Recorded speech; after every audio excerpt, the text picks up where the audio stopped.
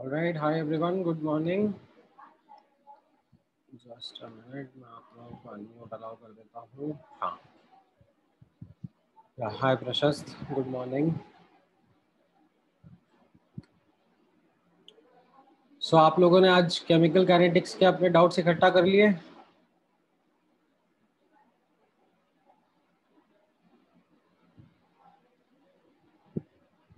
ठीक है, तो हम लोग काइनेटिक्स के डाउट्स का डिस्कशन कर लेते हैं.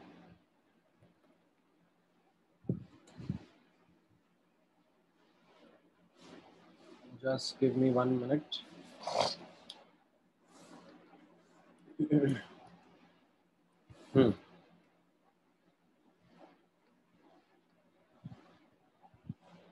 All right.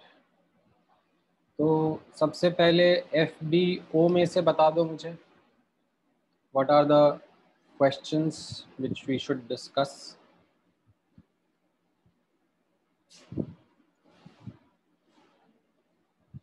काइनेटिक्स बचा हुआ है क्या थोड़ा? एक बार देखते हैं. I think effect of temperature, effect of catalyst. Oh, ये इफेक्ट ऑफ कैटलिस्ट वाला पार्ट हो गया था. हाँ हाँ, एक्चुअली थोड़ा सा पार्ट बचा हुआ है. तो पहले या तो बचा हुआ पार्ट कवर कर ले, फिर डाउट्स ले लेंगे आपके.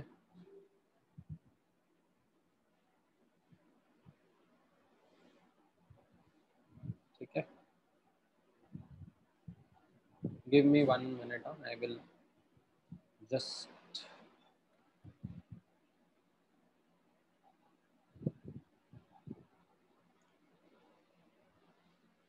अंडरस्टैंड.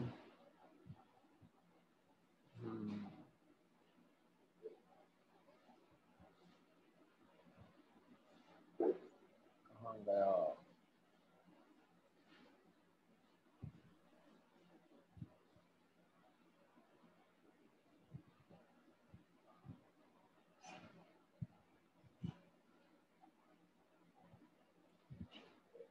ठीक है.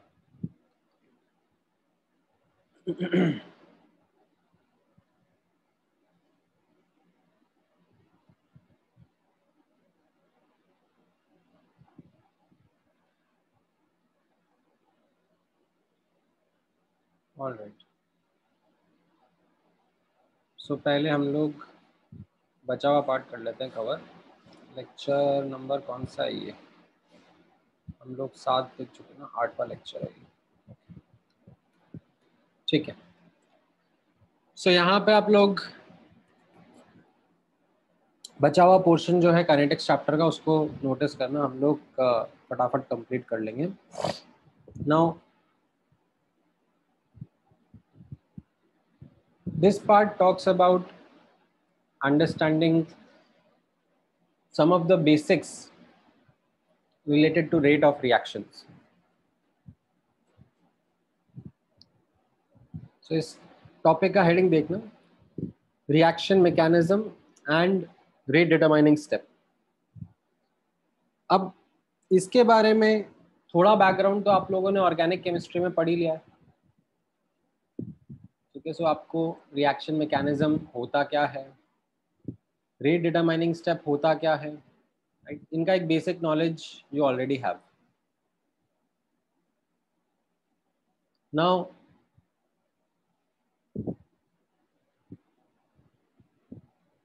when we talk about reactions and their classification,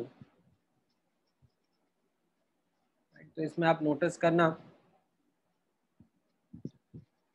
that reactions को हम लोग 2 कैटेगरी में क्लासिफाई कर सकते हैं बेस्ड अपॉन देयर मैकेनिज्म. एक होते हैं एलिमेंट्री और दूसरे होते हैं कॉम्प्लेक्स. एलिमेंट्री का मतलब क्या हो गया? मतलब सिंगल स्टेप मैकेनिज्म है, एक ही स्टेप में रिएक्शन हो जा रहा है. कॉम्प्लेक्स का मतलब that there are multiple steps that are happening for the reaction to happen.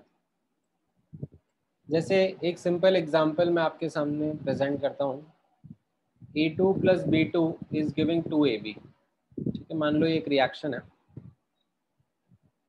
अगर मैं इस रिएक्शन को एलिमेंट्री के पॉइंट ऑफ व्यू से समझना चाहूँ कि ये रिएक्शन जो है वो एलिमेंट्री रिएक्शन है, if that was the case, then what would have been happening, एक सिंगल स्टेप में ये रिएक्शन हो रहा होता।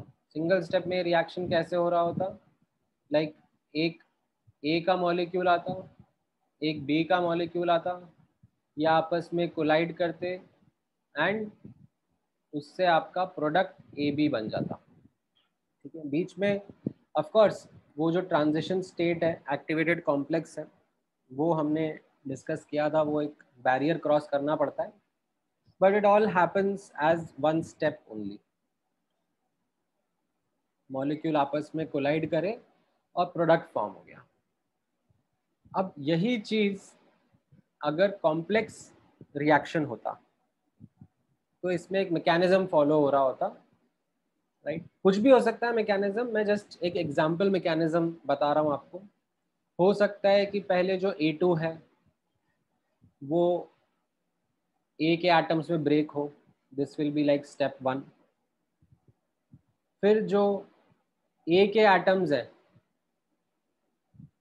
वो B2 के साथ में रिएक्ट करके AB बनाए, राइट? फिर जो ये B है, A का एटम और B का एटम आपस में मिलकर फिर से AB बनाए, right?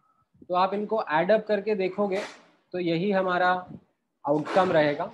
A2 and B2 will be our reactants and AB will be the product. But in this example, what you understood was that there are multiple steps that are happening for this reaction to get accomplished.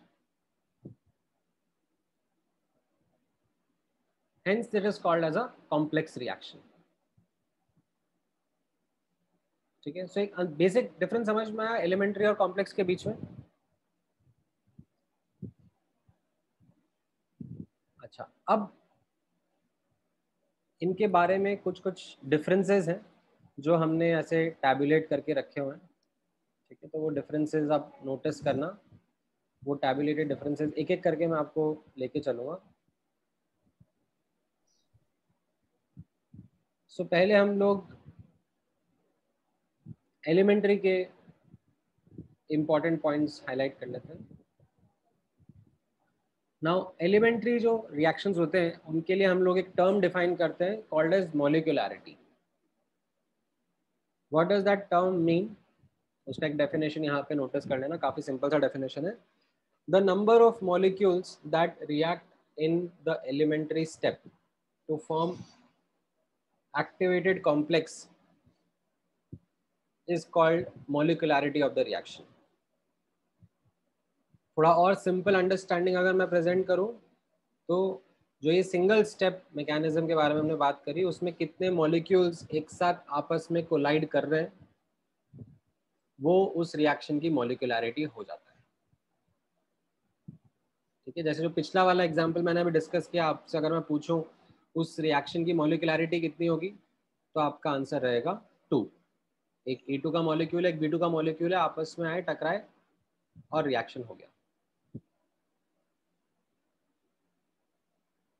Having understood that, you can very well also agree to this point that molecularity of reactions greater than equal to 3 is rare, because the probability of simultaneous collision of 3 or more molecules in proper orientation forming the product is very very low.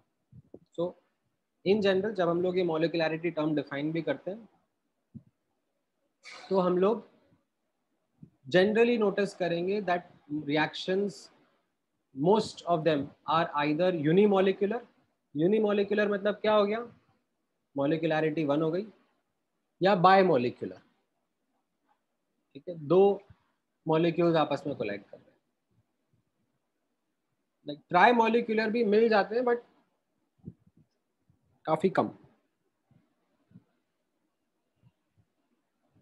ठीक है, तो ये मॉलिक्यूलैरिटी का aspect हो गया about elementary reactions. ठीक है, अब यही चीज मैं कॉम्प्लेक्स रिएक्शन के बारे में भी आपके साथ शेयर कर देता हूँ, डिस्कस कर लेता हूँ। यहां पर नोटिस करना, molecularity of a complex reaction is not defined. ठीक है, ये एक काफी इंपॉर्टेंट क्लैरिफिकेशन है which needs to be understood and clarified, because इसमें बुकलेट में या फिर कई बार बुक्स में भी कंफ्यूजिंग क्वेश्चन रहता है।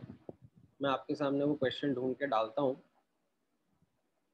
ठीक है, बट एक सिंपल स्टेटमेंट आपको जो ध्यान में रखना है कि एक कॉम्प्लेक्स रिएक्शन के लिए मॉलिक्यूलैरिटी डिफाइन नहीं करी जाती है। ठीक है, कैसा है, जो कॉम्प्लेक्स रिएक्शन है वो एलिमेंट्री स्टेप से बना हुआ है। जैसे जो एग्जांपल मैंने आपके साथ में डिस्कस किया था, A2 is giving 2A, ठीक है, then A plus B2 is giving AB plus B, right, then A plus B is giving AB, right। ये जो ओवरऑल रिएक्शन था A2 plus B2 giving 2AB, इसका मैंने आपको ये मैकेनिज्म लिख के बताया। तो इसमें each step is elementary, right. अगर मैं आपसे पूछूं पहले स्टेप की मॉलिक्यूलैरिटी कितनी है, तो आपका क्या आंसर रहेगा?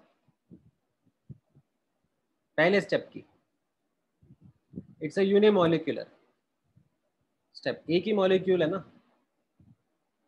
दूसरे स्टेप की मॉलिक्यूलैरिटी और तीसरे स्टेप की मॉलिक्यूलैरिटी विल बी 2,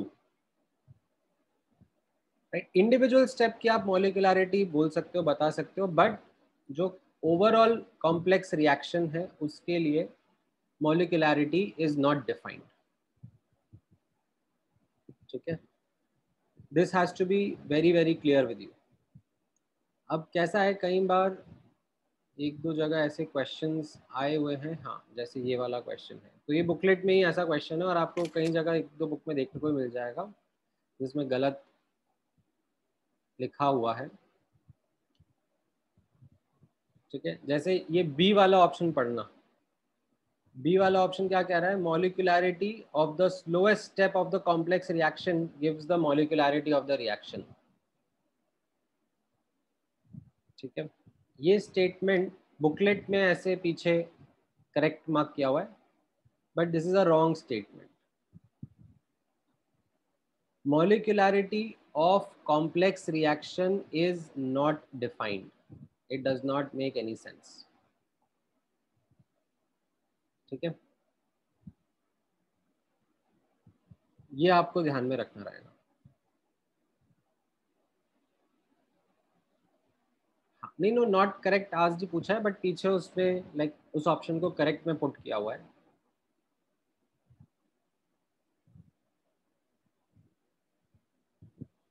अच्छा, तो ये तो हो गया मॉलिक्यूलैरिटी के बारे में बात।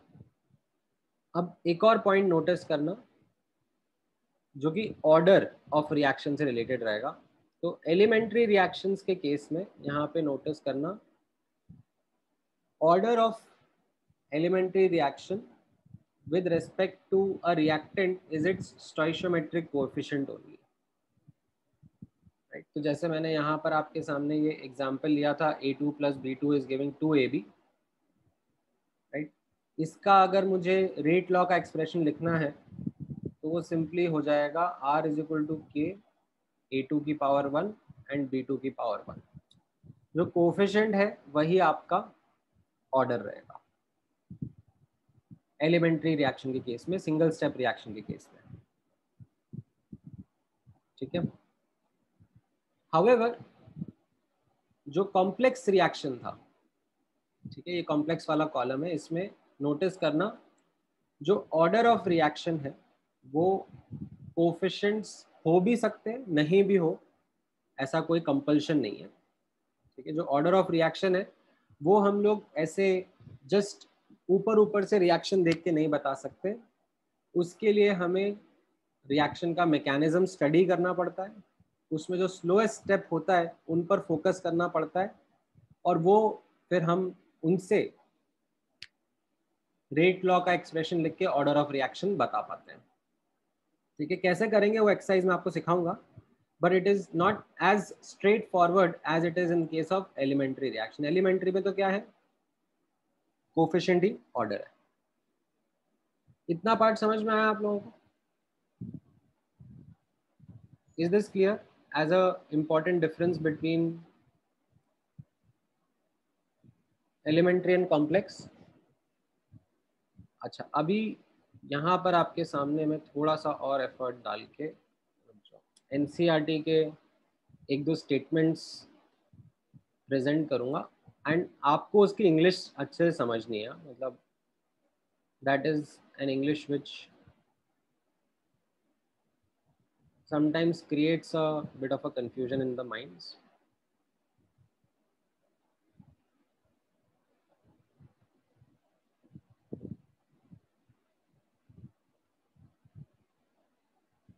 हाँ,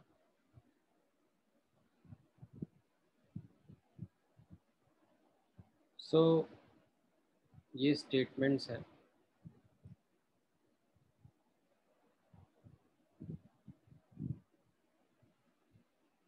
मैं यहाँ पर स्पेस क्रिएट करके इनको डालता हूँ।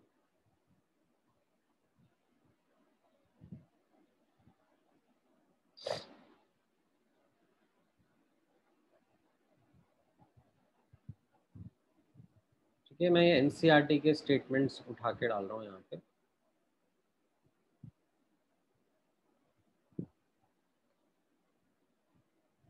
ऑलराइट,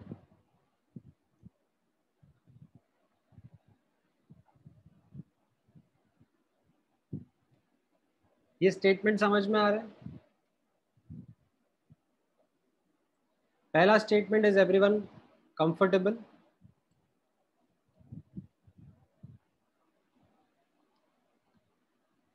ठीक है, कोई डाउट नहीं रहना चाहिए। सेकंड वाला स्टेटमेंट पढ़ लो अच्छे से।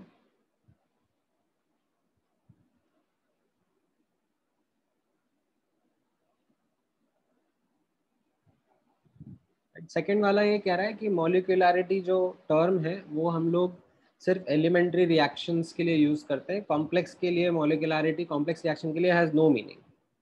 ऑर्डर जो है वो हम दोनों के लिए डिफाइन कर सकते हैं, एलिमेंट्री के लिए भी और कॉम्प्लेक्स के लिए भी। ठीक है, और जो थर्ड वाला पार्ट है वो मैं अब नेक्स्ट आपके साथ में डिस्कस करूंगा। That is what we are now going to explore, that कैसे हम लोग कॉम्प्लेक्स रिएक्शन का ऑर्डर, ठीक है, एलिमेंट्री में तो क्या था, order was coefficient only, but complex में, हाँ अच्छा ये मत करना, हाँ ये आदित्य ने एक एक्चुअली सही पॉइंट प्रेजेंट किया है। आदित्य इज लाइक कि सर, लाइक आपने तो ये जो रिएक्शन लिखा A2B2 is giving 2AB, right, ये आपने एक complex reaction, sorry elementary reaction लिखा। ठीक है, आप बोल रहे हो कि एलिमेंट्री है, बट और कोफिशिएंट जो है वो ऑर्डर है, राइट, यानी कि A2 का जो कोफिशिएंट है वो 1 है, तो A2 के विद रिस्पेक्ट में ऑर्डर जो है वो 1 है। B2 का कोफिशिएंट 1 है और B2 के रिस्पेक्ट में then order is 1। But sir मैं इस रिएक्शन को ऐसे भी तो लिख सकता हूँ, this is also a balanced reaction. तो फिर आप इसमें क्या कोफिशिएंट को ऑर्डर बोल दोगे? ठीक है, तो यहाँ पर law of common sense apply होगा। ठीक है, you do have the liberty to tweak the coefficients in any way as you want, ठीक है, बट आपको एक रिएक्शन को कॉमन सेंसिकल तरीके से रीड करना है। You don't find A2 molecule का आधा, राइट, कहीं से आधा A2 उड़ के नहीं आएगा, कहीं से आधा B2 उड़ के नहीं आएगा और कोलाइड करेंगे। ठीक है, that is why I mentioned this kind of a definition for molecularity। ठीक है, rather than saying कि जो कोफिशिएंट है वो मॉलिक्यूलैरिटी मान लो, नहीं, the number of molecules that react in an elementary step to form the activated complex. So you have to literally visualize कि how many molecules are simultaneously colliding with each other to do that step, and that is what you have to represent as the molecularity or even the equation. ठीक है, is this clear? Alright, चलो ठीक है। तो अब हम ये वाला पार्ट देखते हैं कि अगर एक कॉम्प्लेक्स रिएक्शन आपको मिलेगा, उसके बारे में डिटेल्स मिलेंगी, उसका मैकेनिज्म मिलेगा, ठीक है, तो कैसे आप उसके स्लोएस्ट स्टेप पर फोकस कर सकते हो। ठीक है,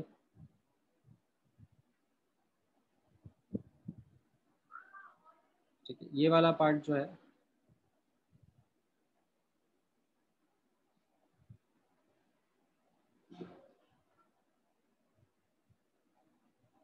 ये एक्चुअली स्टेटमेंट थोड़ा सा डिबेटेबल है। ऑर्डर इज गिवन बाय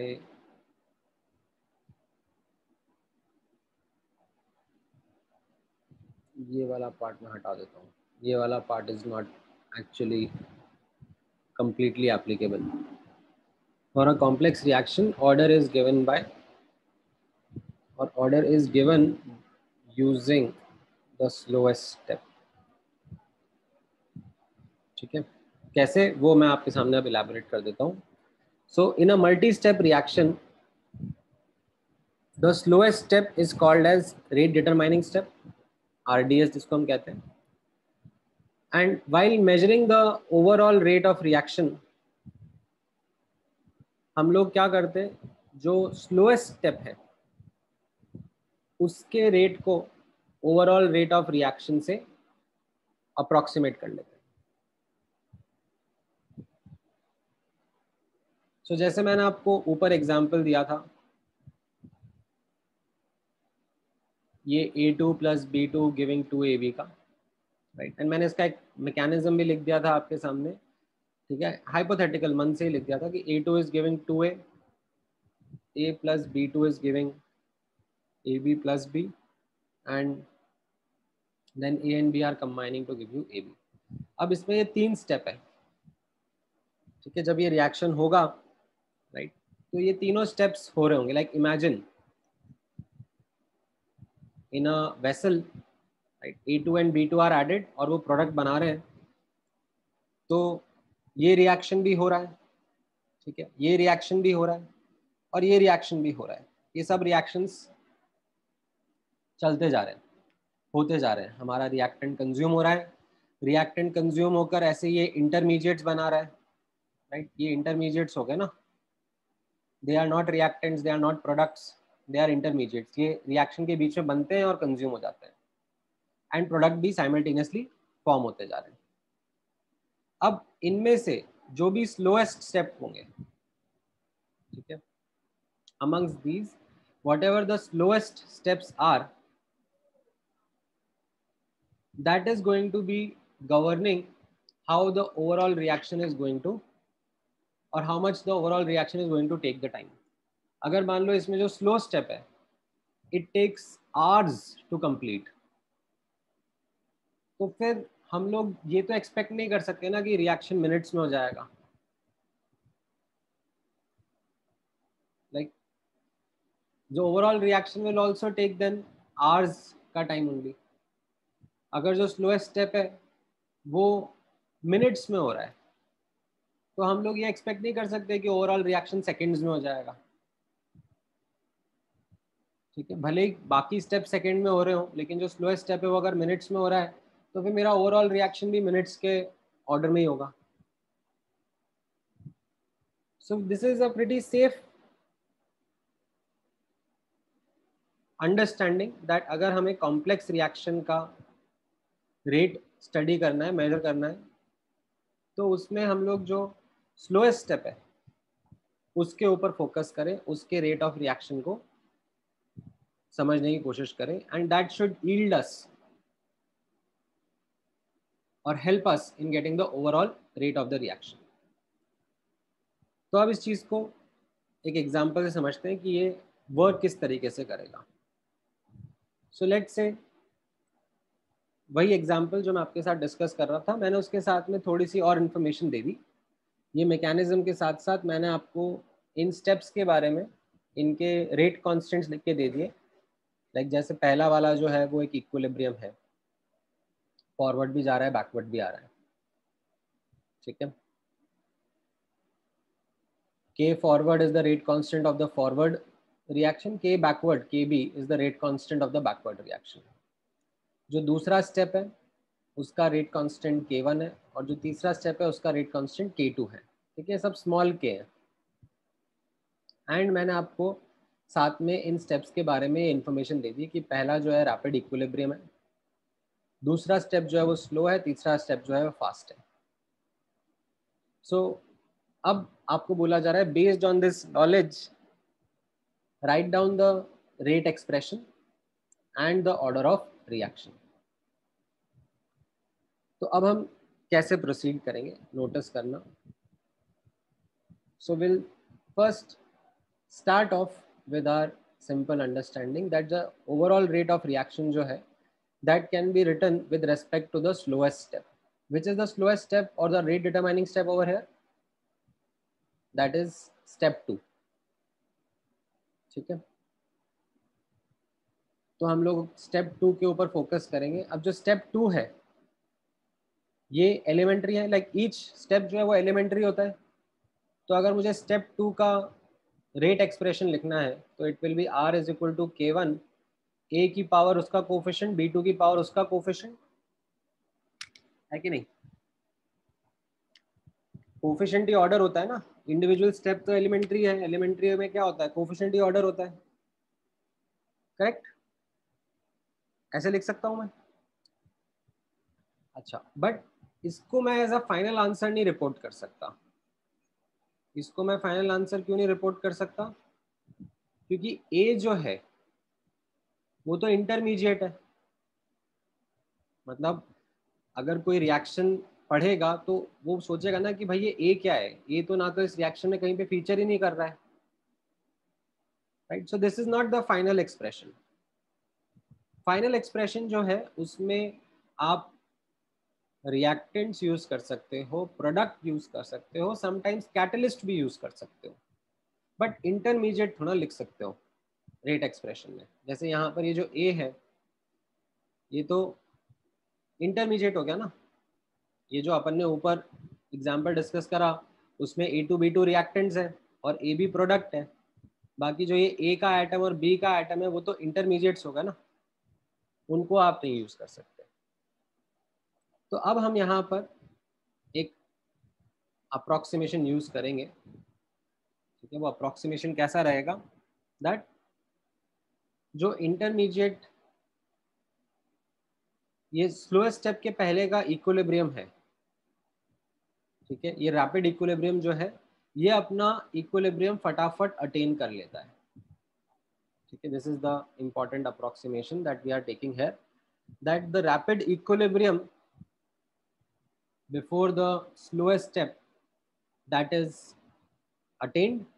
तो हम लोग उसका इक्विलिब्रियम कांस्टेंट यूज कर सकते हैं। इक्विलिब्रियम कांस्टेंट क्या हो जाएगा, के F upon K B, right. ये अपन ने लास्ट या लास्ट टू लास्ट क्लास में सीखा था जब हम लोग, याद है वो कॉम्प्लेक्स फर्स्ट ऑर्डर काइनेटिक्स का डिस्कशन कर रहे थे। Equilibrium constant can be written as K forward upon K backward, और उसका एक्सप्रेशन क्या होगा, राइट। ये वाला पार्ट तो अपन ने लाइक केमिकल इक्विलिब्रियम में सीख लिया था कि अगर कोई रिएक्शन है ऐसा A2 इज गिविंग 2A तो इसका इक्विलिब्रियम कांस्टेंट का एक्सप्रेशन क्या होगा, A की पावर उसका कोफिशिएंट अपॉन A2 की पावर उसका कोफिशिएंट। तो इसको यूज करके अब मैं जो इंटरमीडिएट है उसका कांस्टेंट उसका कॉन्सेंट्रेशन का एक्सप्रेशन सब्स्टिट्यूट कर लूंगा, राइट। ए क्या हो जाएगा यहाँ पर, right. A will be equal to K F upon K B into A2 का कॉन्सेंट्रेशन का स्क्वायर रूट, राइट। ये रहेगा ना यहाँ से ए का एक्सप्रेशन। इसको मैं कहाँ सब्स्टिट्यूट कर दूंगा, मेरा जो ये ऊपर वाला रेट लॉ था तो उसके अंदर ये आ जाएगा R is equal to K1 into under root of KF upon KB into E2 की पावर 1 का square root into B2 as it is था। तो ये जो K1 times root KF KB है, इसको मैं अलग से निकाल के एक नया कांस्टेंट K डैश बोल दूंगा। ये A2 की पावर 1/2 अलग से निकल गया और B2 की पावर हाफ पहले से था ही सही। ये मेरा फाइनल आंसर रहेगा। This will be acceptable rate expression because it is in terms of allowed species like reactants, products and catalyst में यही स्पीशीज यूज हो रही है in writing this rate expression. And now you can also answer the overall order of the reaction is 1.5। ये समझ में आया?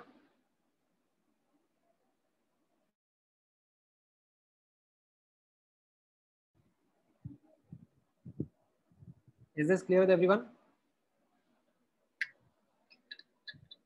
कैसे करना है ये?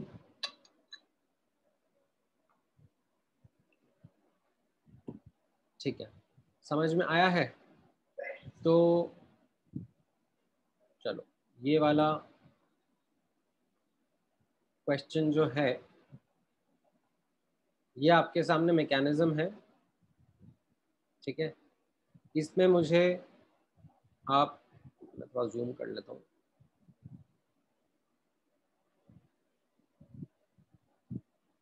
पहला और तीसरा पार्ट करके बताओ, दूसरा मैं थोड़ी देर में बताता हूँ आपको, ठीक है। आप एटलीस्ट मुझे पहला और तीसरा पार्ट फटाफट बता दो कैसे करेंगे, क्या रहेगा answer.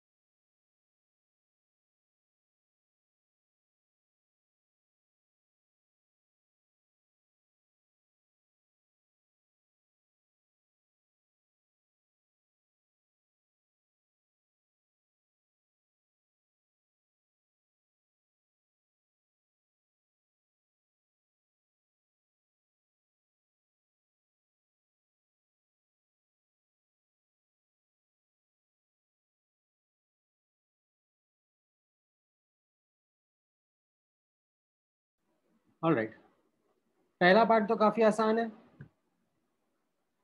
Reactants are NO and Br2. Product is NOBr and intermediate is this NOBr2. ठीक है. दूसरा पार्ट जो है, इनफैक्ट तीसरा पार्ट जो है, वो भी आप लोगों ने लाइक स्लोएस्ट स्टेप से रेट एक्सप्रेशन लिखा होगा, फिर इंटरमीडिएट को सब्स्टिट्यूट करा होगा using that same set of approximation, that उसके पहले का इक्विलिब्रियम अटेन हो गया होगा और ये आपका ओवरऑल रेट एक्सप्रेशन आ गया होगा. राइट, तो you know the overall rate constant and the overall order.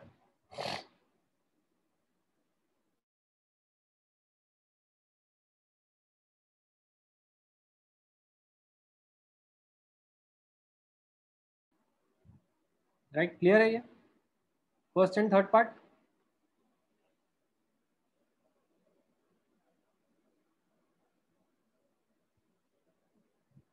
ठीक है. अब ये जो सेकंड पार्ट है,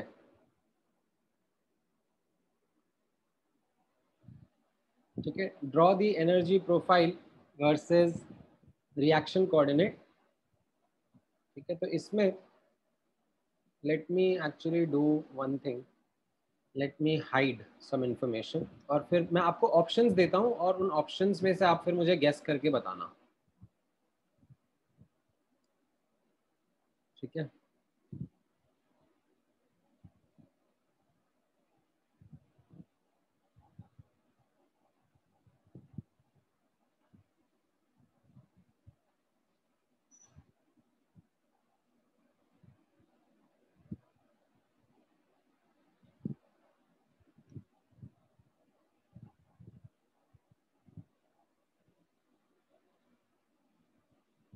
जस्ट अ मिनट, ऑप्शन ही रब कर रहा हूँ बस.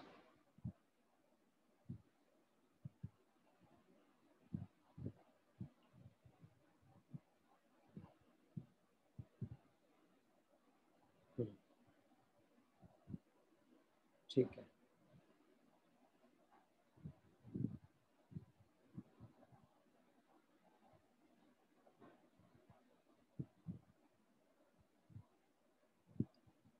एक मिनट.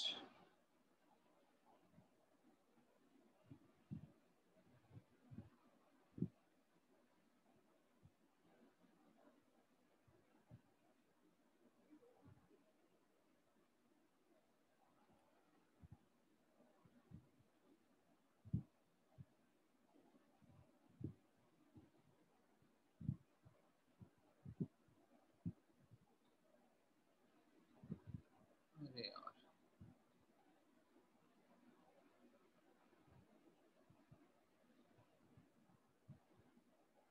हम्म.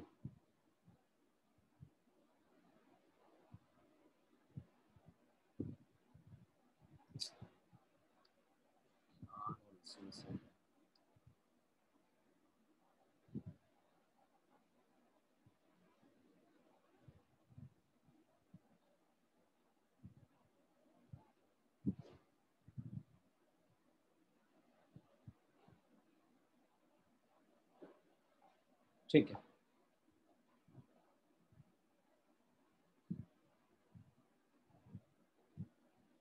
ऑलराइट, ये आपके सामने तीन ऑप्शन है. इन तीनों में से कौन सा, ठीक है, इस क्वेश्चन को पहले अच्छे से पढ़ लो. ठीक है, read the question properly. That ये एक रिएक्शन था आपका, इसका step one step to mechanism दिया है और अब रिएक्शन का एनर्जी प्रोफाइल आपसे पूछा जा रहा है. तो इन तीन में से कौन सा ऑप्शन सही है, कौन सा गलत है, और जो गलत है वो क्यों गलत है वो भी एक्सप्लेन करने की कोशिश करना.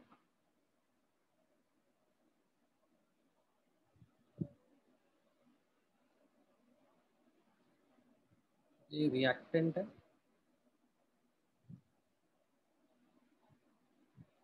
और ये प्रोडक्ट है.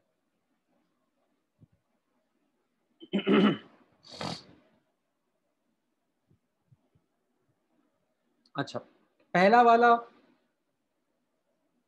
सही है कि गलत है? ठीक है, डेफिनेटली गलत है। क्यों गलत है? What would be your reason?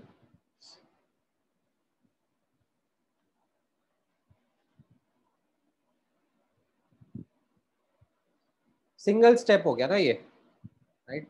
ये तो जो है सिंगल स्टेप बता रहा है, बट रिएक्शन जो है वो तो टू स्टेप है ना, तो उसमें बीच में कहीं पर इंटरमीडिएट भी बनना चाहिए। बिल्कुल, ठीक है। अच्छा, ये वाला जो ऑप्शन है,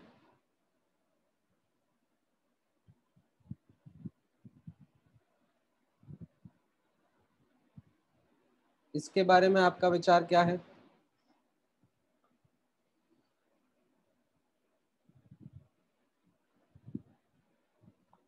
ये तो टू स्टेप दिखा रहा है।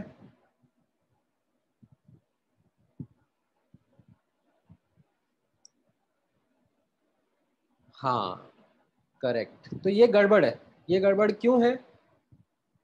क्योंकि इसमें आप नोटिस करोगे जो एक्टिवेशन एनर्जी है वो फर्स्ट स्टेप की ज्यादा बताई जा रही है। ठीक है, यहां पर आप नोटिस करोगे रिएक्टेंट से इंटरमीडिएट जाना, that is like first step, और इंटरमीडिएट से फिर प्रोडक्ट जाना, that is like the second step. तो इसमें क्या करा, इसमें जो फर्स्ट स्टेप है उसको एक्चुअली स्लो दिखाया गया है, जबकि जो मैकेनिज्म है वो तो ये कह रहा है ना कि सेकेंड स्टेप स्लो है।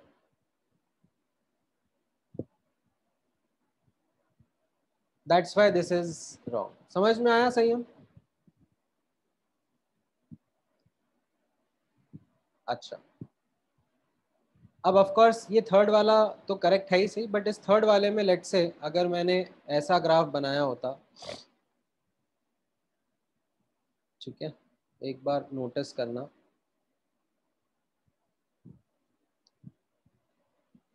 तो ये सही होता कि गड़बड़ होता?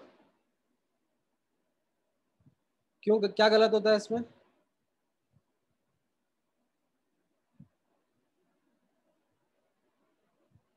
करेक्ट, ये एंडोथर्मिक हो गया ना,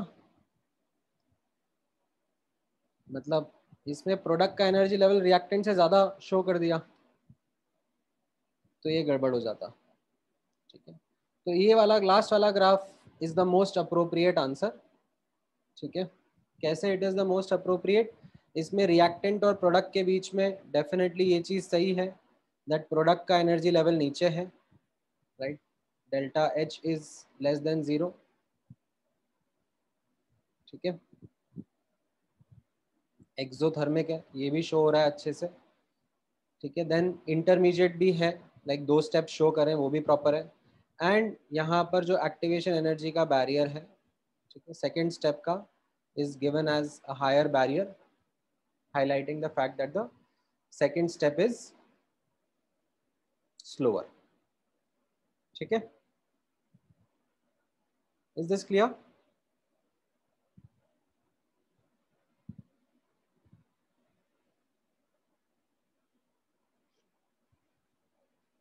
अच्छा, अब ये जो है फोर्थ पार्ट इस क्वेश्चन का, determine the overall activation energy if, आपको ये डेटा इस तरीके से दिया हुआ है कि जो ये रिवर्सिबल का फॉरवर्ड स्टेप है उसका activation energy barrier E F है, जो बैकवर्ड स्टेप है, लाइक बैकवर्ड है ऑफ स्टेप 1, उसका activation energy barrier E A B है, ये बैकवर्ड। और जो सेकेंड स्टेप है उसका एक्टिवेशन एनर्जी बैरियर कुछ ई ए 1 लिखा हुआ है। इंडिविजुअल स्टेप्स के आपको एक्टिवेशन एनर्जी बैरियर दे दिए हैं और बोला जा रहा है कि ओवरऑल रिएक्शन का एक्टिवेशन एनर्जी बैरियर बताओ। तो लाइक काफ़ी सिंपल रहेगा, हम लोग जो रेट कांस्टेंट है, ठीक है, ओवरऑल रेट कांस्टेंट है, उसका एक्सप्रेशन जो हमने ऊपर निकाला था सेकेंड पार्ट में से, ठीक है, उसको यूज करेंगे। This will be our overall rate constant, right? And जो इंडिविजुअल है उनका वो जो अरहीनियस वाला एक्सप्रेशन था वो हम लोग यूज कर लेंगे। और उसमें आप नोटिस करोगे जो अरहीनियस फैक्टर्स हैं वो अलग हो जाएंगे, प्री एक्सपोनेंशियल फैक्टर्स, और जो एक्सपोनेंशियल टर्म्स हैं वो आपस में क्लब हो जाएंगी। और उससे जो फिर ई का एक्सप्रेशन बनेगा उसमें आपको ओवरऑल एक्टिवेशन एनर्जी बैरियर दिख जाएगा. इट विल बी कैसा रहेगा ये, ई ए फॉरवर्ड माइनस ई ए बैकवर्ड प्लस ई ए वन. समझ में आया ये? Is this clear?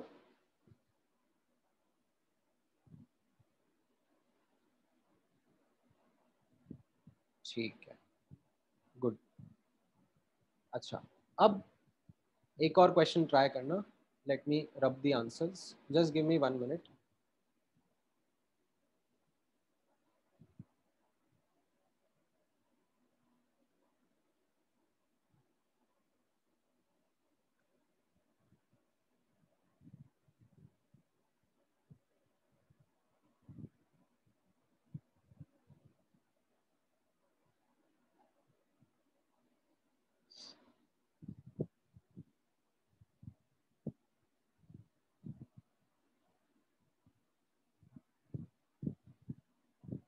ऑलराइट,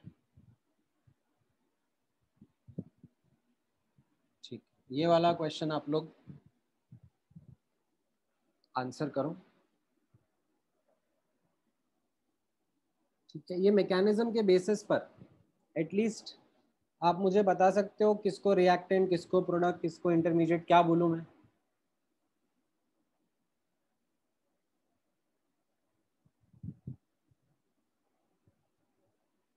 इस एसी को मैं क्या बोलूंगा? What is AC? Right, it AC will be the intermediate, है ना? ओके, व्हाट अबाउट दिस ए? उसको ही मैं इंटरमीडिएट ही बोलूं?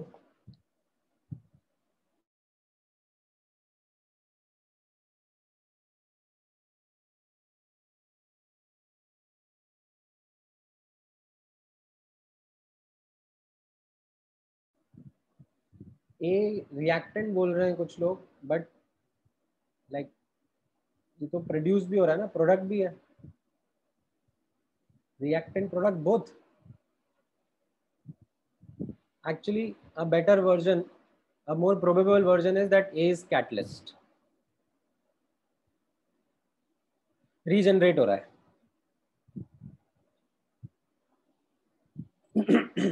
ठीक है. What about B, C and D? They are going to be the reactants, and B and CD are going to be the products. ठीक है, मैंने कैसे जज करा इसको आप नोटिस करना. मैं बेसिकली इनको ऐड अप कर देता हूँ. इनको जब मैं ऐड करता हूँ तो जो चीज़ लाइक कट रही है वो तो मेरा इंटरमीडिएट हो गया. ठीक है, ए भी कट रहा है बट लाइक अलग तरीके से कट रहा है, ये रीजनरेट हो रहा है ये, तो इसको मैं इंटरमीडिएट नहीं बोलूँगा. ठीक है, ये कैटलिस्ट कैटेगरी में डालूंगा मैं. एसी क्या था? एसी ना स्टार्ट में था ना एंड में है, लाइक बीच में बन के कंज्यूमर है तो इंटरमीडिएट बोल रहे हैं. फिर जो लेफ्ट हैंड साइड बच जाएगा वो रिएक्टेंट्स, जो राइट हैंड साइड बच जाएगा वो प्रोडक्ट. ठीक है, कभी भी किसी भी मैकेनिज्म में आपको ऐसे रिएक्टेंट प्रोडक्ट इंटरमीडिएट आइडेंटिफाई करने हो तो आप सिंपली एड अप कर लो उन स्टेप्स को. You would get a idea. ठीक है. अच्छा, after this coming back to our question, now can you tell me from the energy profile, right, ये रिएक्टेंट्स होते हैं, ये प्रोडक्ट होगा, ये आपका इंटरमीडिएट रहेगा. ये जो 2 and 4 है ये क्या है? These are actually your transition states. Transition state या जो एक्टिवेटेड कॉम्प्लेक्स हम लोग बोलते हैं. ठीक है, एंड इसमें अगर आप नोटिस करोगे एनर्जी बैरियर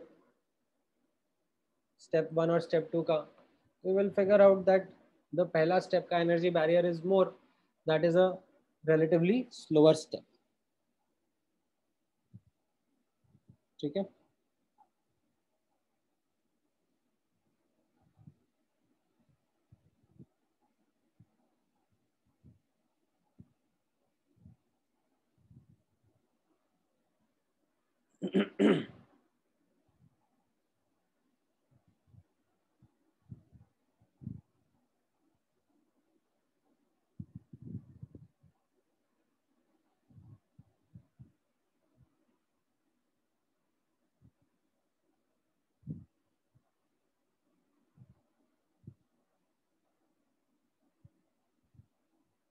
क्लियर है?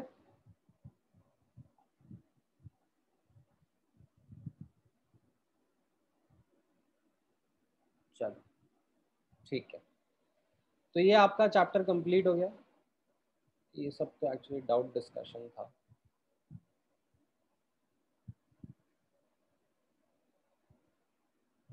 ठीक है, हाँ, ये क्वेश्चन ज़रूर मैं आप लोगों के साथ में डिस्कस करना चाहूँगा। ठीक है, एज एन एडिशनल क्वेश्चन यहाँ ऊपर डाल देता हूँ,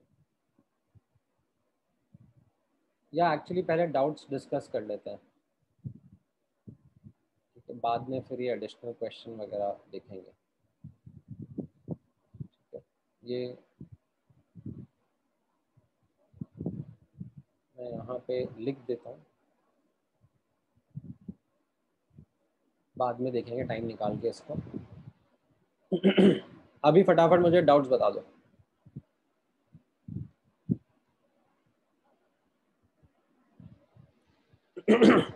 हाँ, अब नेक्स्ट वॉल्यूमेट्रिक स्टार्ट करेंगे, वॉल्यूमेट्रिक या रिडॉक्स रिएक्शन।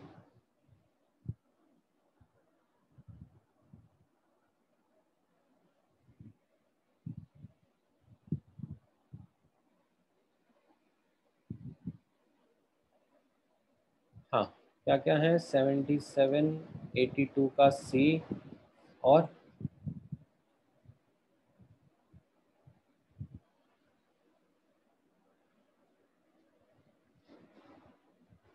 एटी फोर,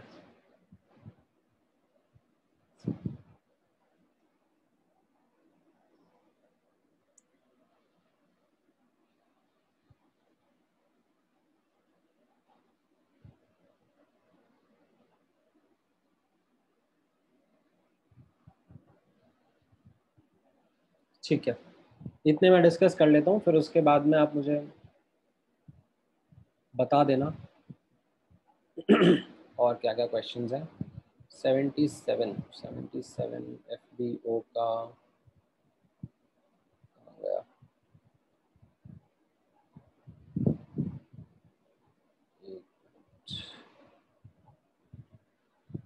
हम्म, अच्छा, तो वो आज के बेसिस पर होगा ना, जो अपन ने आज सीखा, तो अब आप बता पाओगे ना इसमें? ये गड़बड़ है, क्यों? क्योंकि ये तो सिंगल स्टेप में बता रहा है, राइट? ऐसा नहीं है, ये 2 स्टेप में हो रहा है। ठीक है, देन इन दोनों में से, राइट, ये करेक्ट है और ये गड़बड़ है, राइट? क्योंकि यहाँ पर दिस इज एक्चुअली शोइंग कि ये एंडोथर्मिक है, यहाँ पर प्रॉपर्ली आपको दिख रहा है दैट ये एक्सोथर्मिक है।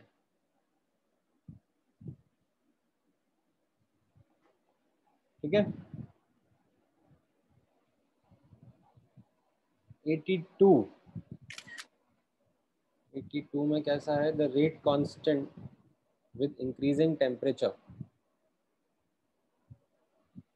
हाँ, मतलब ये तो अपने पढ़ा ही है ना, K F is equal to A into E की power minus E A upon R T. तो ये इंक्रीज हो ही रहा है। It is given by the Arrhenius equation. हाँ, the average energy of products increase, नहीं नहीं, प्रोडक्ट्स नहीं, यहाँ पर अगर रिएक्टेंट्स लिखा होता तो फिर ये स्टेटमेंट फिर भी ठीक रहता। ठीक है,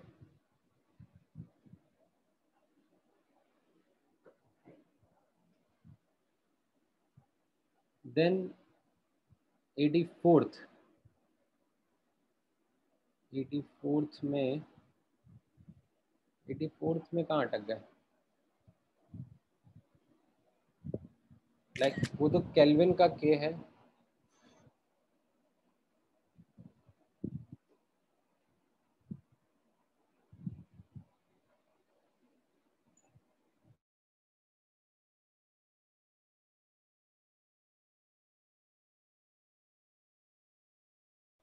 log k is equal to log a minus E A upon 2.303 R into 1/t, right. ये जो के है तो केल्विन का के है, आई थिंक उसकी वजह से शायद आप कंफ्यूज हुए होगे।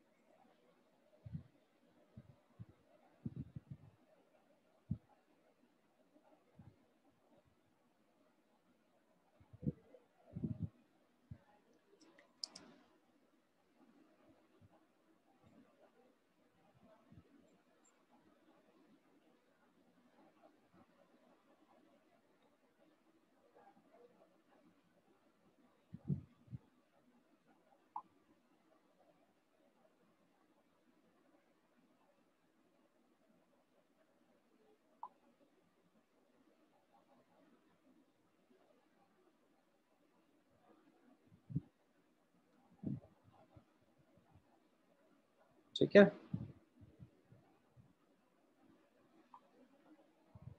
ऑलराइट। एफबीओ में और कोई क्वेश्चन है? चलो एफबीएस में बता दो। Any questions in FBS?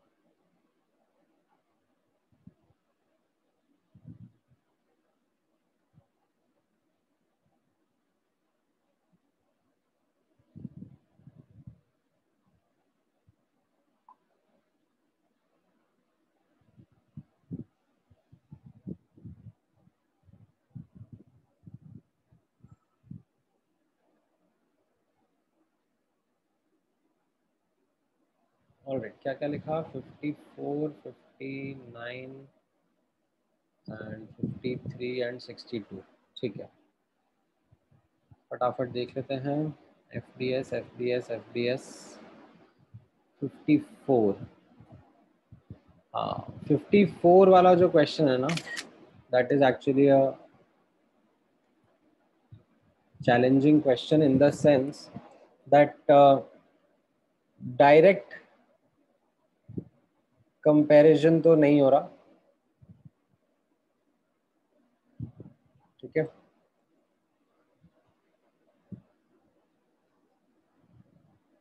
यहाँ पर डायरेक्ट कंपैरिजन का एक्सप्रेशन लिखा भी नहीं है ना। मतलब हम लोगों को जो एक्सप्रेशन पता है log k का, दैट इज log a, ठीक है, minus E A upon 2.303 R into 1/t, right. That is the kind of expression that we have studied, right. But यहाँ पर जो लिखा हुआ है वो तो लिखा हुआ है log k is 5.4 minus 212 into 1/t plus 2.17 into log t, ऐसा लिखा हुआ है,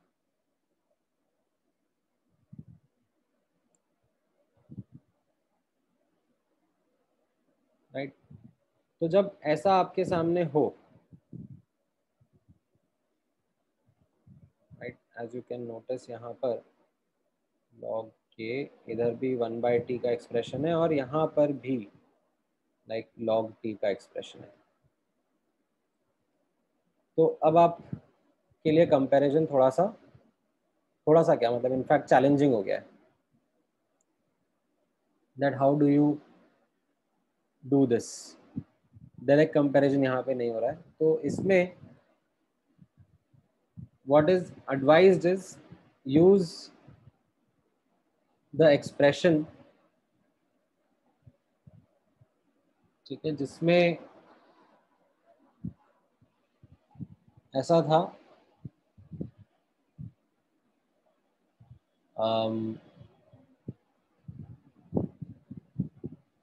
calculate the activation energy at 127 degree centigrade.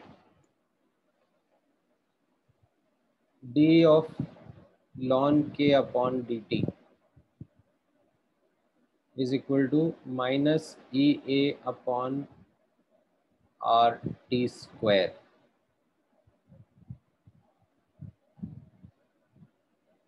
In fact, plus EA upon RT square. एक मिनट ना,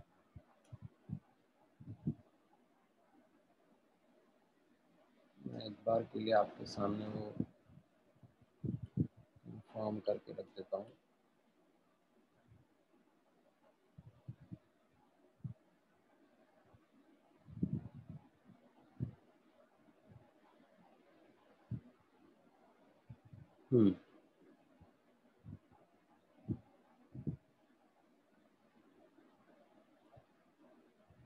करेक्ट.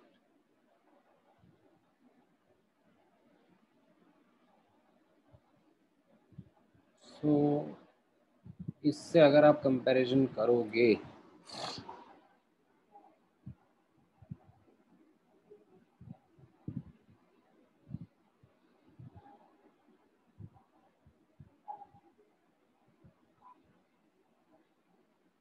तो आपको समझ में आएगा.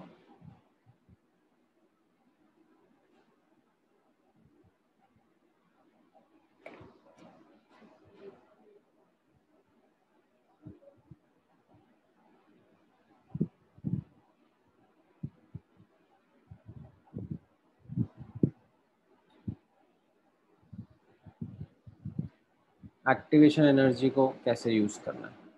मतलब ये is equal to like RT square times D of ln k by dt. ठीक है, तो आप यहाँ पर अब उसको लाइक ये एक्सप्रेशन को डिफरेंशिएट करके पुट कर दो. सो ये will be your RT square into, अब जो आप D ln k by dt use कर रहे हो, ठीक है, इसका आप डिफरेंशियल लोगे. ठीक है, लॉन का पहले तो आप लॉग का लॉन कन्वर्ट कर दो, तो ये लॉन के क्या हो जाएगा, ln K will be equal to 5.4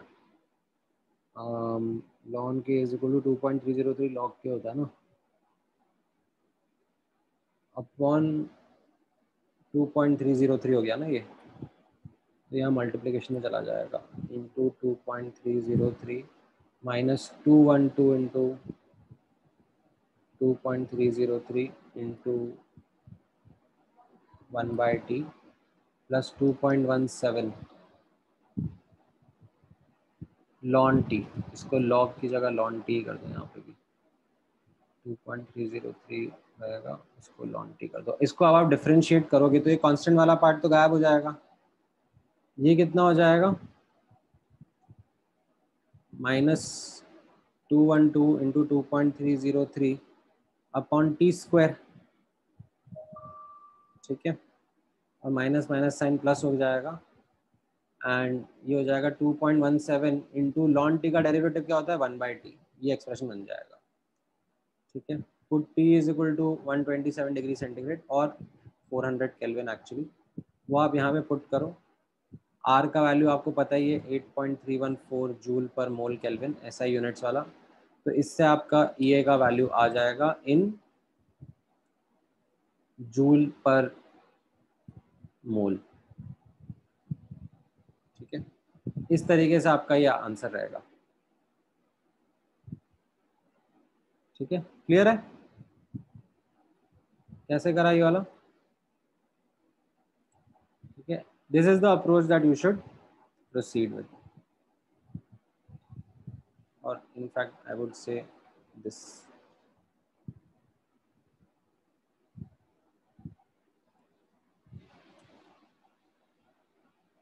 now 59th question, 59th question में क्या है? 59 ये तो अभी समझ में आ गया ना, लाइक आज जो अपन ने पढ़ा उसके बेसिस पे आप कर लोगे। 59 के डी पार्ट में डाउट है। Catalyst is found to lower the activation energy by 10 kilo joule, how will the catalyst affect the rate of reverse reaction?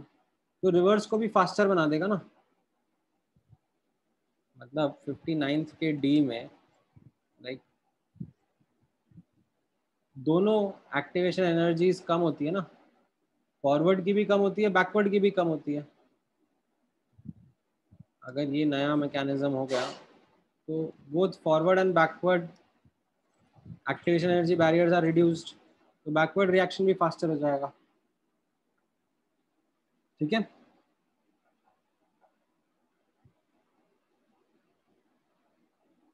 Then 53 में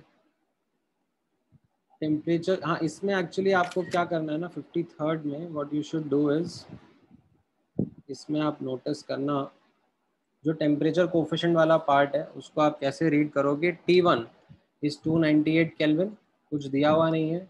T2 विल बी 10 डिग्री इसके ऊपर, यानी कि 308 केल्विन, राइट।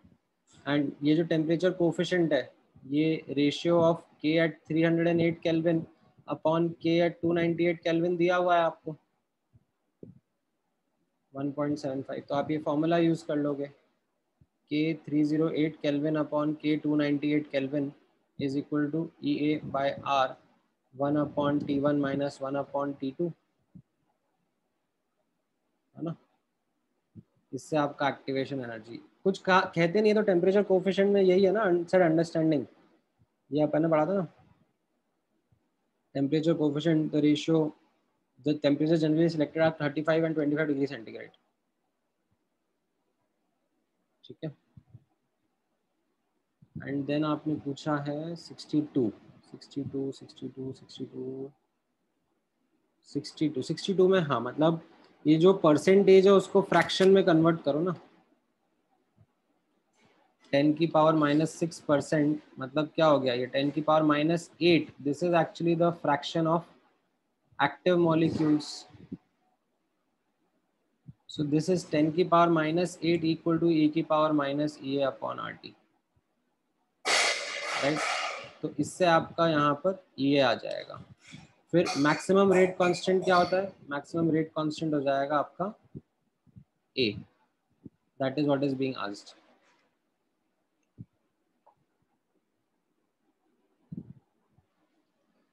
समझ में आया?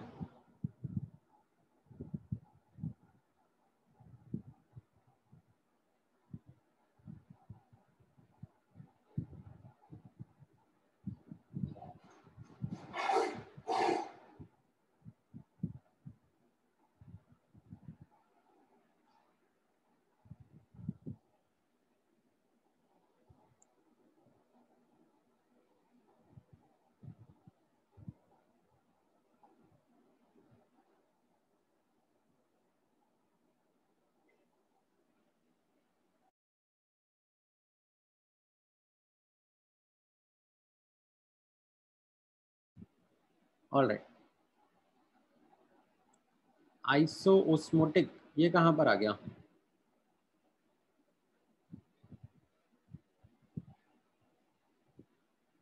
आइसोओस्मोटिक एक्चुअली हम लोग एक चैप्टर होगा आगे liquid solution and colligative property, उसमें हम लोग पढ़ेंगे osmotic pressure is equal to CRT।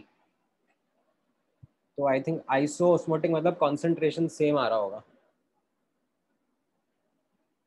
Molar concentration वही यूज हो रहा होगा उसमें, आगे पढ़ेंगे ये वर्ड।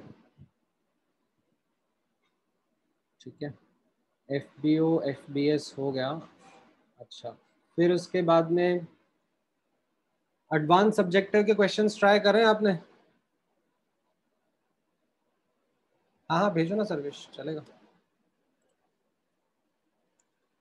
एडवांस सब्जेक्टिव में किसी क्वेश्चन में डाउट है? 5th क्वेश्चन में, ठीक है, ऑलराइट। 21st क्वेश्चन में।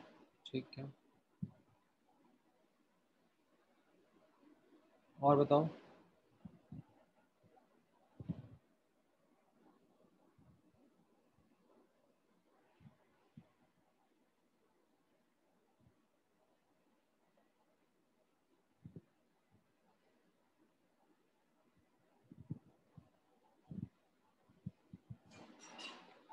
ठीक है, तो देख लेते हैं फटाफट फटाफट।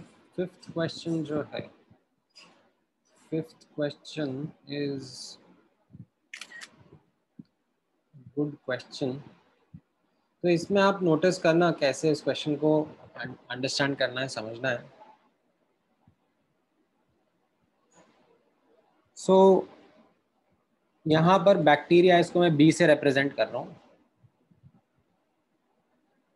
ठीक है, इसके लिए क्या बोला जा रहा है, एक तो ये प्रोडक्शन हो रही है, मल्टीप्लिकेशन हो रहा है। ठीक है, फर्स्ट ऑर्डर मल्टीप्लिकेशन, बी से 2b बन जा रहा है, K1 रेट कांस्टेंट है। साथ ही साथ में यहाँ पर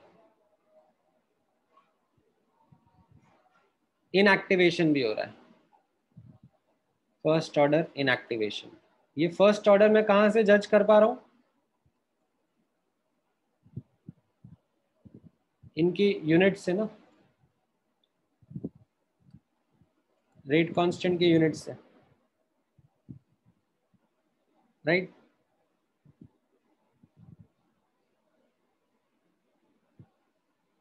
अच्छा, मान लो अगर यहाँ पे 2 की जगह, क्योंकि यहाँ तो 2 लिखा हुआ है, 2 की जगह मान लो कुछ लिखा होता, से P लिखा होता, कि एक बैक्टीरिया से 2 नहीं, कुछ P बैक्टीरिया बन रहे हैं।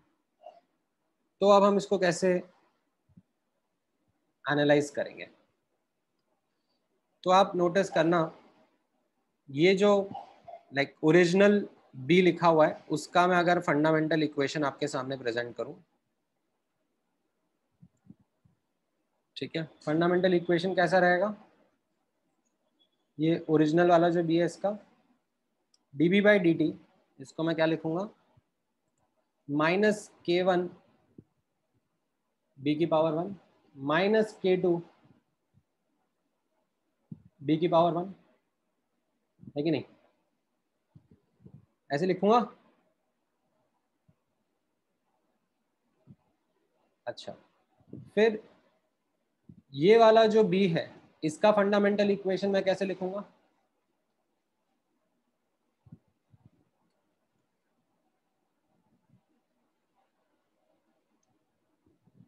इसका फंडामेंटल इक्वेशन क्या होगा, 1/p dB by dt is equal to plus K1 into B,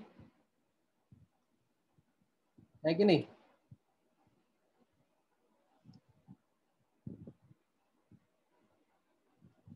clear है।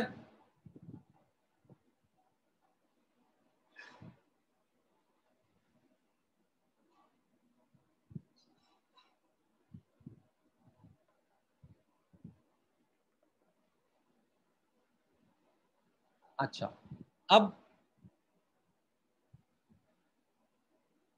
वैसे तो काम आएगा नहीं, बट मैं आपसे बोलूंगा अगर x का, लाइक एक्चुअली x तो कुछ है ही नहीं ना, मतलब ये तो डेड ही हो जा रहा है यहाँ पे, it is not a species. ठीक है, अदरवाइज ठीक है, डेड बैक्टीरिया का भी मैं लिख सकता हूँ, लिखने में तो फंडामेंटल इक्वेशन। बट इन दोनों से if I ask you what is the net dB by dt, क्योंकि ओरिजिनल बैक्टीरिया और नया बैक्टीरिया है तो सेम ही चीज, तो अगर मुझे नेट लिखना है तो मैं इनको कंबाइन कर दूं, नेट dB बाई dt क्या हो जाएगा, यहाँ पे दिख रहा है आपको, P times K1 -K1 -K2 into B की पावर 1। ठीक है, बस इसको अब आप सॉल्व कर लो। ठीक है, ये आपका नेट रेट कांस्टेंट हो गया ना, यहाँ पर P का वैल्यू 2 है, तो आपका नेट रेस्ट कांस्टेंट आ जाएगा, और फिर उसको आप फर्स्ट ऑर्डर का सॉल्व करके टाइम 2 मिनट डालकर और लाइक कर लो जो भी करना है, ए नॉट ए टी जो भी निकालना है, हो जाएगा ना अब तो।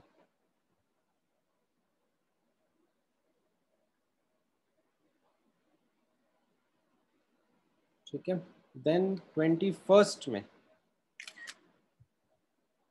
आपने पूछा है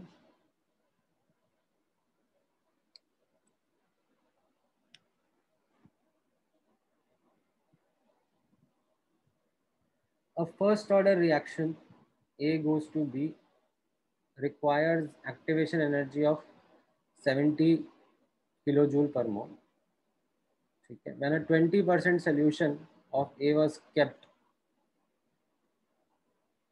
ठीक है, for 25 minutes, for 20 minutes 25% decomposition took place. ठीक है, तो 25 डिग्री सेंटीग्रेड पर क्या हो रहा है कि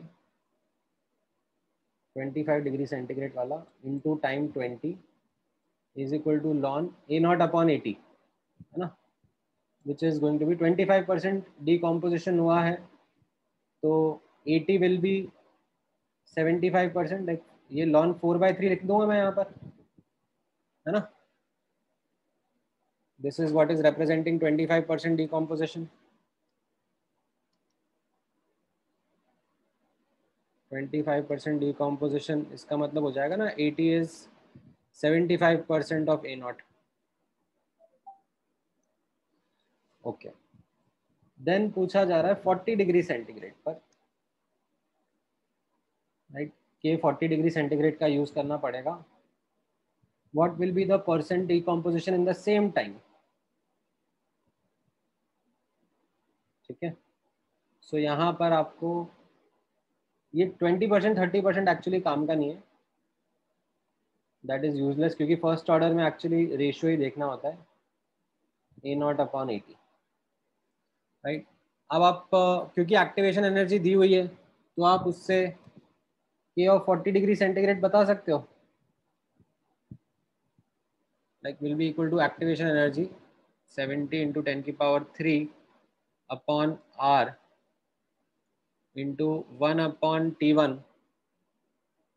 1/298 माइनस 1 कितना हो जाएगा, ये 313।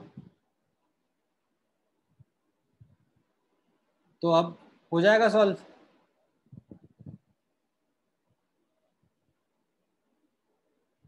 ठीक है, क्लियर है, all right. Any other doubt in gate equipped advanced, मतलब गेट इक्विप्ड एडवांस, सॉरी, ये एडवांस सब्जेक्टिव वाला जो था। अच्छा, गेट इक्विप्ड करा है आप लोगों ने ट्राई, गेट इक्विप्ड में किसी क्वेश्चन में डाउट?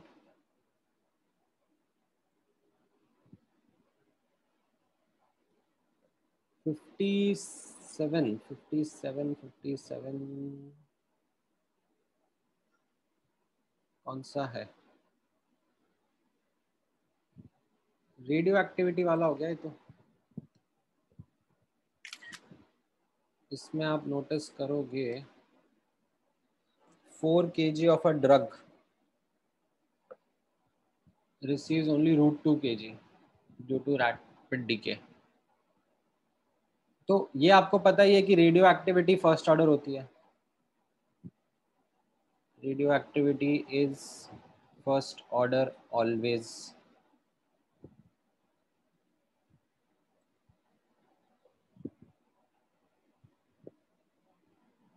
तो मतलब काफ़ी आसान क्वेश्चन नहीं है, मतलब k into 6 is equal to ln a nought upon 80, इससे k आ जाएगा, एंड हाफ लाइफ जो है वो लॉन 2 अपॉन k है, मतलब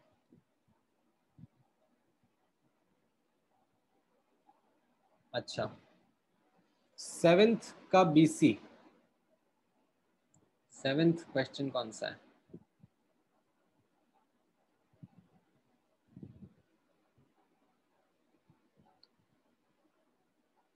इसमें आप वो यूज करना ना,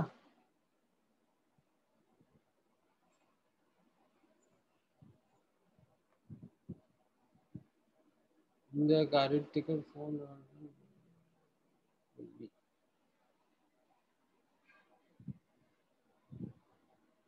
ये अपन ने करा था ना, आई थिंक ये मैंने शायद करके ही बताया था। मतलब जो इसमें फर्स्ट ऑर्डर रिएक्शन है, फर्स्ट ऑर्डर रिएक्शन के लिए आपको हाफ लाइफ दिया है 20 मिनट्स का।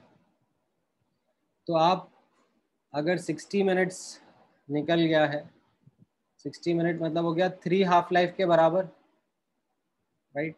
तो अगर आपका इनिशियल कॉन्सेंट्रेशन 4 मोलर था, तो एक हाफ लाइफ से 2 मोलर हो जाएगा, दूसरे हाफ लाइफ में 1 मोलर हो जाएगा, और तीसरे हाफ लाइफ के बाद 0.5 मोलर हो जाएगा ना। तो इसमें तो आपको फटाफट ही आंसर आ जाएगा, ठीक है।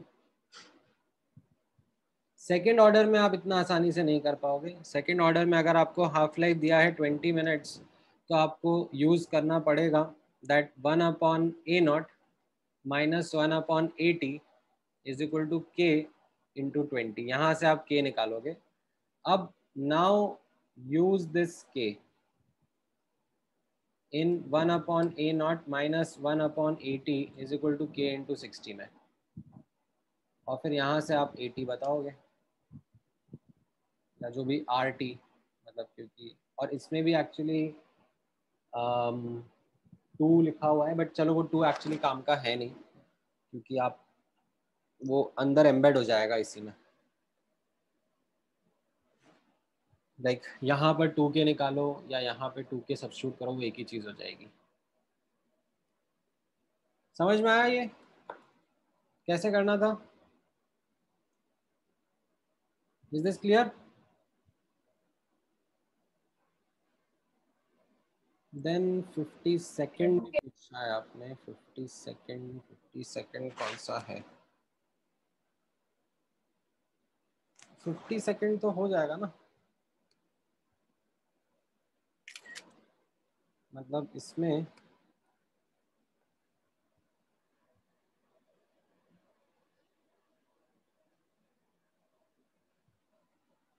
मतलब R जो है वो होता है K into concentration raise to the power of N, है ना। तो यहाँ पर एक्चुअली जो आपके दिमाग में कंफ्यूजन है वो कुछ इस तरीके से है कि से A गिव्स प्रोडक्ट वाला है, ये A रहता है टाइम 0 पर, और ये किसी t टाइम पर A माइनस एक्स ऐसा लिखते हैं ना, राइट। तो बेसिकली ये जो A माइनस एक्स है, this is concentration at any general time t।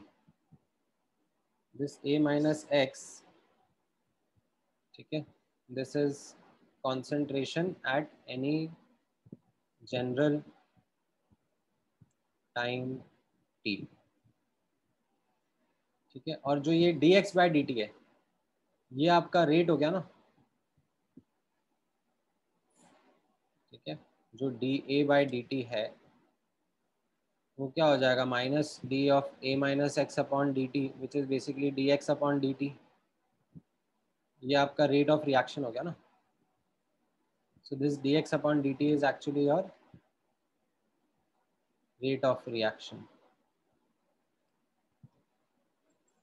समझ में आया?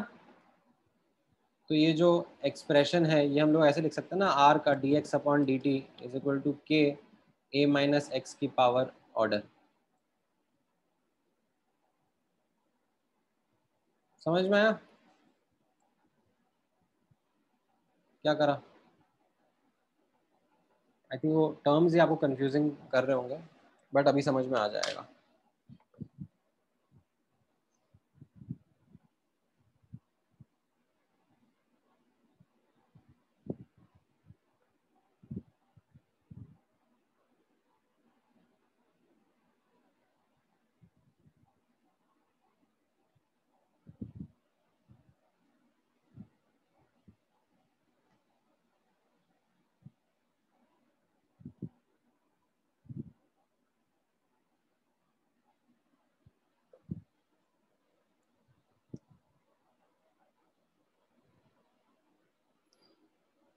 ठीक है,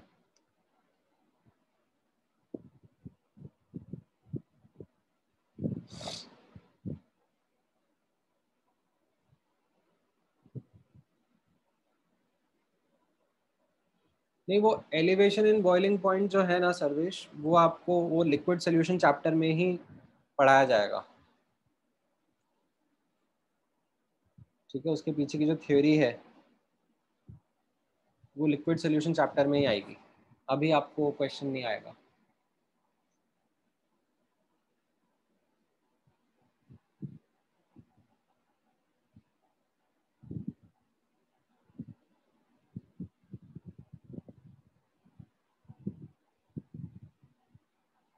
ठीक है,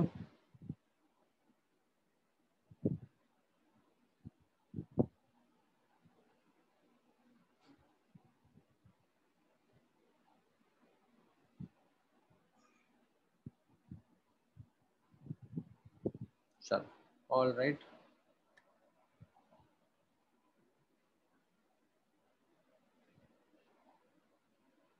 हाँ, क्या कह रहे हो कृष्णा? रिकॉर्डिंग या नोट्स भेज देना वॉल्यूमेट्रिक के। वॉल्यूमेट्रिक के अपन ने कुछ कुछ चीज़ें कर ली थी ना। क्या क्या कर लिया था अपन ने वॉल्यूमेट्रिक में? आई थिंक अपन ने 2 लेक्चर तक कर लिया था। ये तो आयोनिक इक्विलिब्रियम है। ये तो अपन ने कंप्लीट कर लिया था। हाँ, मैंने आपको ऑक्सीडेशन स्टेट क्या होता है ये सब बता दिया था ना। ठीक है, इतना ही करा था आई थिंक अपन ने। इसके बाद में भी कुछ करा था क्या? Was there one more lecture इसमें हम लोगों ने पढ़ा था? अच्छा, हमने बैलेंसिंग भी देख लिया था। अच्छा, ठीक है, ऑल राइट। तो फिर ये आप पढ़ के आना। ठीक है, इसी के ऊपर से अपन फिर नेक्स्ट क्लास में पिक करेंगे।